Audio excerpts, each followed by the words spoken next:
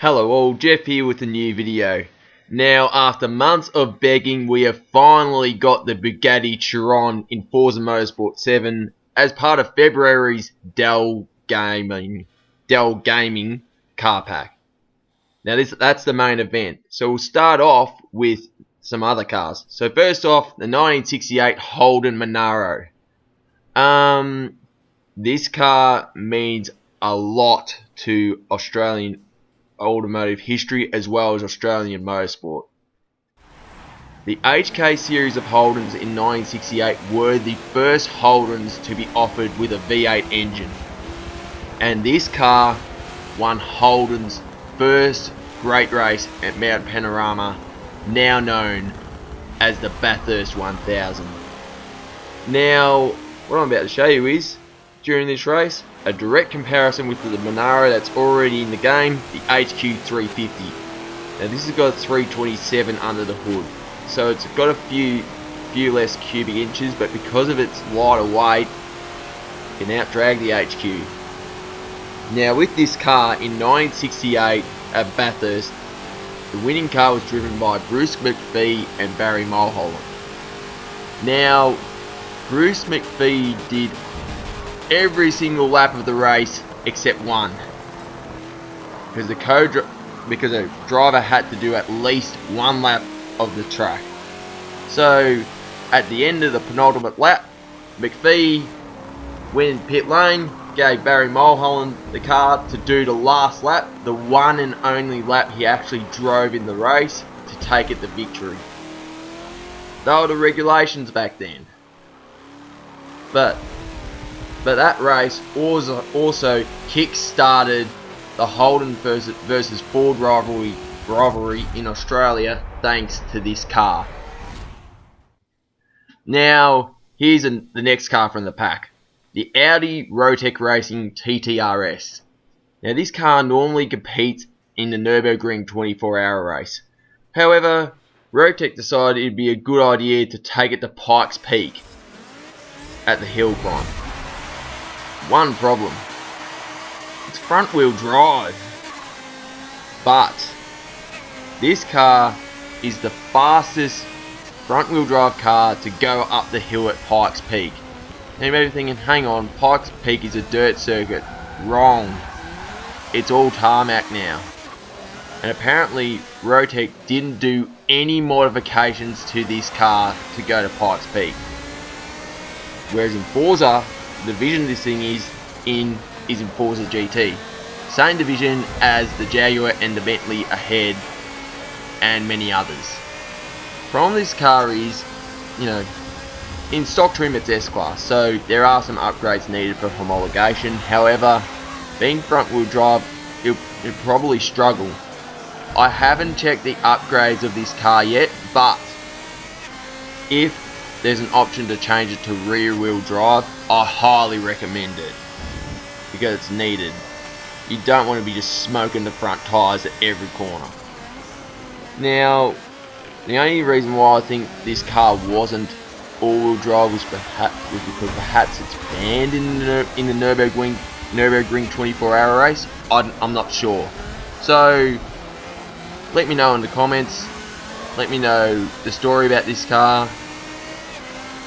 Yeah, I mean, it's a good car. It's let down by front wheel drive, although the front wheel drive has created history, which is kind of cool, and it's got a massive rear wing.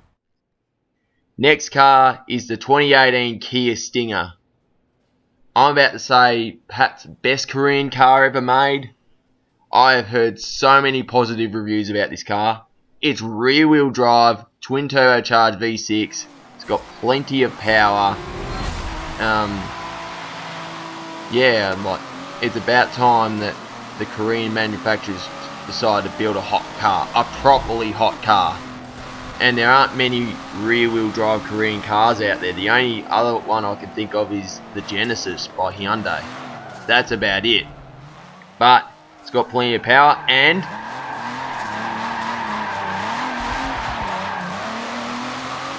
I did not think I'd be able to do that in a bone stock Kia. First Kia to appear in Forza since the Sea of apostrophe D, aka Top Gear's reasonably priced car in Forza 5. So a long time. Now, here's a proper GT car, the Aston Martin V12 Vantage GT3. It's about time we got a new Aston Martin race car in Forza. We have had the DBR9 since Forza Motorsport 3, 8 years ago.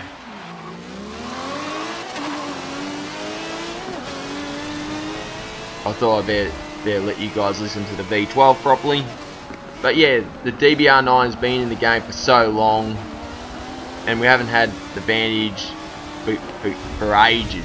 We haven't had the Vantage GT car full stop. Now when I first saw this car I was thinking, oh, perhaps this is a car that won the GTE class at Le Mans last year. But it's not. With that car, it had an epic battle with a Corvette C7R for the last 3 hours of the race and won. It was crazy. If you haven't seen that battle, do yourself a favour because that was such a good race for first place. Yeah, it was for the class, but that's what everyone was looking at. But this is the V12 GT3 version. Look, it's not the Le Mans winner, but we're not complaining because it's got the V12 under the bonnet. So yeah, it's a very good car and it handles well, as you could see before. Now to the negative parts of this car pack. The Dodge Durango. We don't need more SUVs. Not only that, we've already got the Jeep Grand Cherokee SRT and the Trackhawk. Why do we need this as well?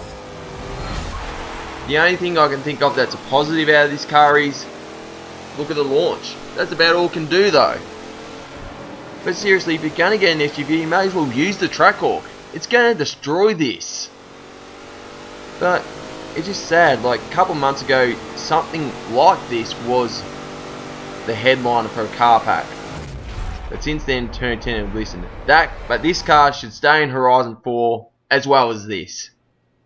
The Ram Power Wagon. The bone stock Ram Runner is faster than this, so why do we need it? Need this new Ram? Not only that, I'm on the far chase cam here and I can't see a thing in front of me. I mean, yeah, it's a very powerful car, but it's, you know, with a heap of weight, it's almost useless, that power. Now, there's only two reasons why I think this car's in the game now. One, it's a new Ram, and two, it's massive. Look how big it is compared to the driver. It's huge. Now to the main event, the Bugatti Chiron. A car people wanted in Horizon 3, didn't get it. A car I thought wasn't going to appear at all in Motorsport 7. But I thought, let's see how fast this thing is in a straight line. Le Mans, Old Mulsanne, I thought I'd do it in the dark just to be different. So, 300, even before we get to the soccer stadium. 340, 350, 360. Remember, this is metric system I've got. 380, 390, 400, 410. Matter of fact, we reached 400 even without using top gear. 420.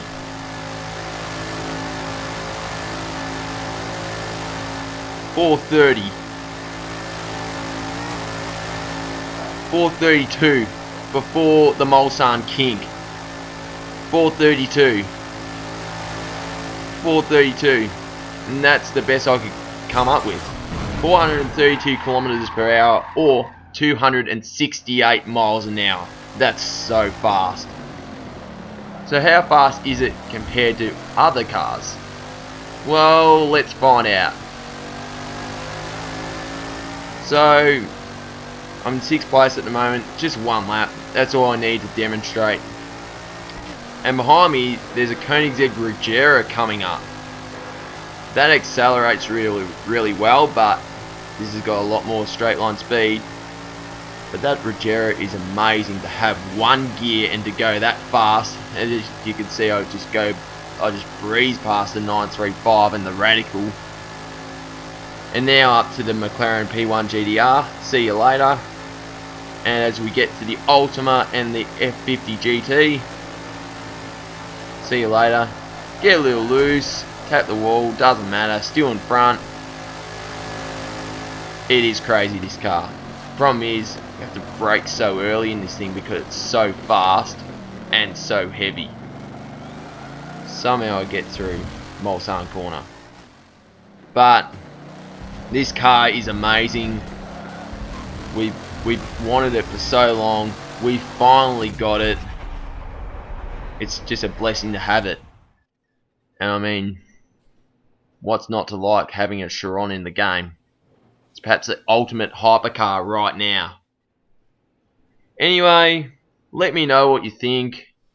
Drop a like, leave a comment, and most of all, subscribe. Also turn your notifications on, that way you're notified when a new video comes up. And check out my other videos because they're really good. Anyway, this is Jeff here, and happy racing. Cheers.